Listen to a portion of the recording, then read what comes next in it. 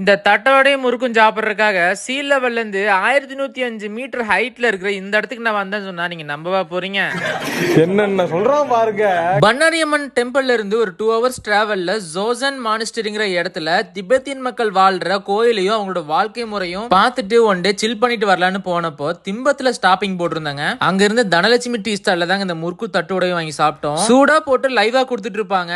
தட்டு வடை சூப்பரா இருந்துச்சுங்க. முறுக்கு சுமார் தான். அதே மாதிரி இங்க டீ காஃபி எல்லாம் சுமாரா தான் இருக்கும். பட் வேற வழி இல்ல, இங்க தான் சாப்பிட்டாகணும். திபெத்தின் மக்களை பார்க்க போகும்போது இங்க ஒரு ஸ்டாப்பிங்க போட்டோம். நீங்க இந்த வழியா வந்தீங்கன்னா இங்க ட்ரை பண்ணி பாருங்க. வழி இல்ல, இங்க தான் டீ குடிச்சாகணும். இடையில எங்க டீ ஸ்பாட் இருக்காதுங்க. அப்படியே இங்க இருந்து ஒரு 1 hour டிராவல் பண்ணி போனீங்கன்னா டீப் ஃபாரஸ்ட்டுக்குள்ள ஒரு 1 hour டிராவல் இருக்கும். அங்க அப்படியே போற வழியில பாத்தீங்கன்னா ஃபாரஸ்ட்ல இருந்து அப்படியே பிளைன் ஸ்டார்ட் ஆயிரும். என்ன இது, நம்ம ஹில்ஸ்குள்ள இருந்தோம், எப்படி டக்குனு பிளைன் ஸ்டார்ட் ஆச்சுன்னு ஒரு ஆச்சரியமா இருக்கும். அப்படியே தமிழ்நாடு பார்டர்ல இருந்து கர்நாடகா பார்டர் வந்துருவோம். அந்த பார்டர்ல தாங்க இந்த திபெத்தினோட அதிகபட்ச மக்கள் எல்லாரும் வாழ்ந்துட்டு இருக்காங்க. திருப்பூர் கோயம்புத்தூர்ல இருந்து ஜஸ்ட் ஒரு 150 கிலோமீட்டர் டிராவல் பண்ணி வந்தா ஒரு புதுசா ஒரு இடத்துக்கு வந்த ஃபீல் இருக்கும். அங்க இருக்கிற இந்த திபெத்தியன் டெம்பிளை சுத்தி பார்த்துட்டு அப்படியே வெளியே வந்தோம்னா இந்த மாதிரி ஒரு திபெத்தியன் ரெஸ்டாரண்ட் இருக்கும். அப்படியே அவங்களோட சூப் ஐட்டம்ஸ், நூடுல்ஸ், மத்த அவங்க ஃபுட் எல்லாமே ட்ரை பண்ணியிருந்தாங்க.